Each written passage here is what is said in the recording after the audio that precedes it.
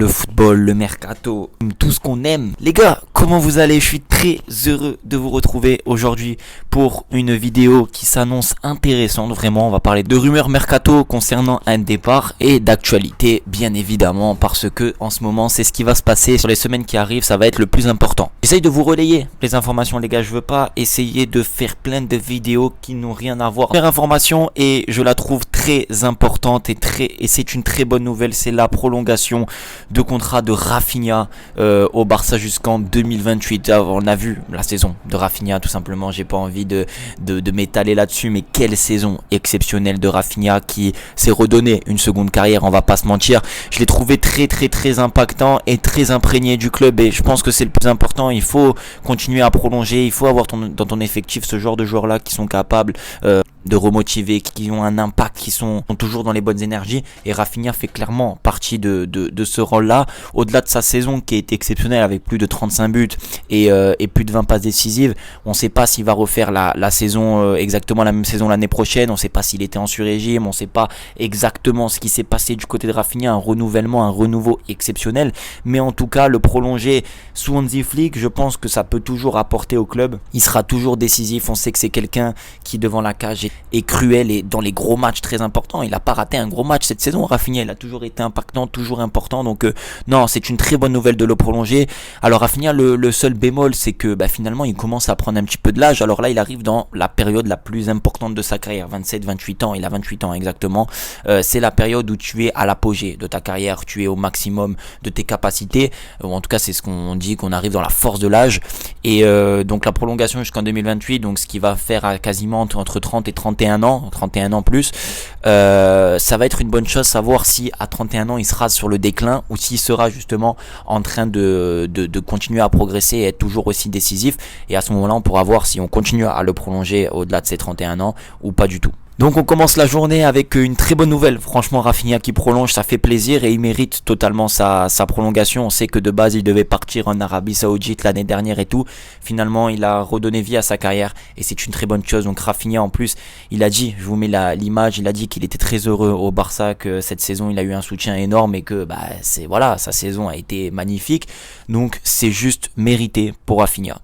Deuxième petite rumeur mercato qui concerne un départ, c'est notre, j'ai pas envie de dire notre chouchou, parce que maintenant on a tellement de joueurs, mais faut pas oublier Ansu Fati qui est sur le départ du Barça. Voilà, donc Lamine Yamal qui prendra le numéro 10 la saison prochaine, c'est quasiment acté à 99% de chances qu'il le prenne, parce qu'Ansu Fati a décidé de partir du FC Barcelone. Ansu Fati, je suis toujours reconnaissant et je serai toujours reconnaissant, parce qu'il a fait tout ce qu'il a fait pour le club. Il a incarné un renouveau exceptionnel quand c'était difficile. C'est lui qui marquait des buts, c'était l'espoir en fait, Ansu Fati. Voilà, sa carrière a pris un autre tournant. Le destin a fait que il a eu beaucoup de blessures, il n'a pas pu performer et être au niveau qui devait être, ou qu'on l'avait mis, mais il faut pas oublier. Et Ansu Fati, cette saison, il s'est battu, il a tout fait pour être au club, il a tout essayé, mais malheureusement, où il a plus le niveau, où il faut qu'il se relance en fait mentalement, c'est très compliqué.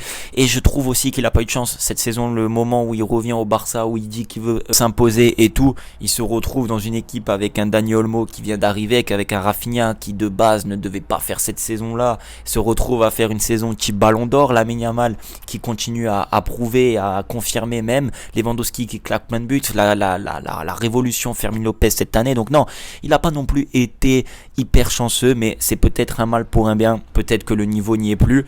Et il y a une rumeur qui parle, c'est l'AS Monaco qui le voudrait en Ligue 1. Alors pourquoi Nice on le prend pas? Pourquoi Nice on le prend pas? On a juste à aligner un peu le salaire, c'est tout. Non, sérieusement, s'il part en Ligue 1 à Monaco, c'est une très bonne chose. Je pense que ça peut être intéressant pour lui, moins de pression, moins d'atmosphère. Clairement, Monaco, voilà, domicile, tu joues, t'es tranquille, t'as pas beaucoup de pression médiatique. Oui, t'auras un petit peu de pression, mais ça n'a rien à voir au Barça. Donc je pense que ça peut être une très bonne nouvelle, surtout qu'il joue la Ligue des Champions, qualifié directement en phase de Ligue. Donc c'est une très bonne chose. Voilà, franchement, je trouve l'idée très bonne. L'AS Monaco Monaco. Maintenant, à voir si ça va se faire ou pas. On sait que le salaire et tout, Ansu Fati, c'est pas donné. Mais même un prêt avec option d'achat, avec une option d'achat à 25, 30 millions d'euros, 20 millions, on le vend. Franchement, il n'y a pas de doute là-dessus. Et ça peut être une très belle étape pour la suite de sa carrière. Et vraiment un club qui peut relancer ce type de joueur. Monaco, comme j'ai dit, c'est un club qui mise beaucoup sur les jeunes, beaucoup sur les talents un petit peu déchus.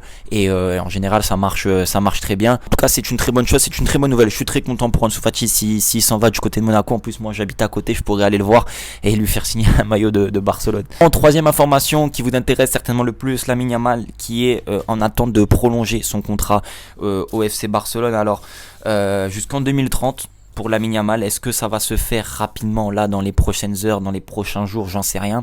Moi je pense et je suis d'avis que ça va se faire quand il aura 18 ans, donc au mois de juillet il me semble. Parce qu'il y a des différentes clauses quand tu es mineur, quand tu es majeur, et je pense que Jorge Mendes et son agent et sa famille et même lui, Lamine Yamal et aussi le Barça, attendent certainement qu'il ait 18 ans. Ne vous inquiétez pas, je sais qu'il y en a beaucoup qui stressent, qui disent Lamine Yamal il va pas prolonger et tout. Déjà son agent Jorge Mendes il a dit vous inquiétez pas, Lamine Yamal va prolonger, ça va se faire. Voilà, donc là il n'y a pas de souci à se faire par rapport à ça. On s'inquiète pas pour Lamine Yamal, tout va se faire en temps et en heure. De toute façon, je vous pose la question, vous voulez qu'il aille où ? Est-ce qu'il va aller au PSG? On sait que le PSG maintenant, la politique c'est nos stars, on veut plus de stars, on veut un collectif. Donc si Lamine Yamal vient au PSG, ça va être la star du PSG très clairement. Alors il y a Dembélé, Kvara et tout, mais ça n'a rien à voir. Voilà, médiatiquement Lamine Yamal c'est Lamine Yamal, surtout qu'il viendra, ou si jamais le PSG veut l'acheter, ça sera plus de 280 millions d'euros je pense. Donc personne mettra l'argent autant sur un jeune de 18 ans, même que c'est Lamine Yamal. Et de toute façon, dans tous les cas, il veut rester au FC Barcelone. Dans sa tête c'est clair et net, sa carrière elle va être au FC Barcelone. Donc là, juste s'il patiente, c'est en aucun cas parce qu'il veut partir ou quoi que ce soit, c'est juste pour des questions contractuelles, tout simplement. Voilà, il n'a pas encore 18 ans, on est en train de réfléchir aussi à un contrat en cohérence avec son âge. Il va pas être le meilleur salaire du club à 18 ans. En tout cas, moi, ça serait moi, je ne chercherais pas à le faire signer comme ça. Donc, il y a aussi plein d'autres questions autour, combien de temps, des clauses et tout. Mais ne vous inquiétez pas, Lamine Yamal prolongera et de toute façon, il sera barcelonais pour pas mal d'années. Et dernière petite, pas information, mais c'est plus quelque chose qui me donne le sourire. Moi, je vous mets des photos du Camp Nou qui est encore en travaux. Été acté, hein, le Camp Nou par Laporta. On reviendra l'année prochaine, de sûr et certain. Alors normalement, ce sera en novembre. Voilà, de août à août, septembre, octobre. Normalement, pendant 3 mois, on jouera certainement à l'extérieur. En tout cas, le Barça a demandé de jouer les matchs à l'extérieur pour commencer, ou on jouera peut-être autre part. Mais en tout cas, on reviendra normalement pour octobre-novembre. En tout cas, c'est des informations que j'ai vues. Peut-être que ça peut être plus tard, peut-être que ça peut être avant, j'en sais rien. Mais ça avance bien, je vous mets des photos. Franchement, ils ont testé l'éclairage, la pelouse est faite, les tracés de lignes sont bons.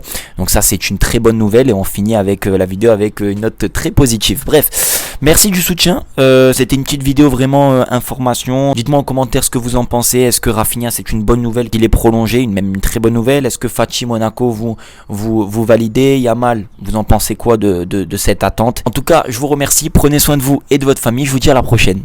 Ciao.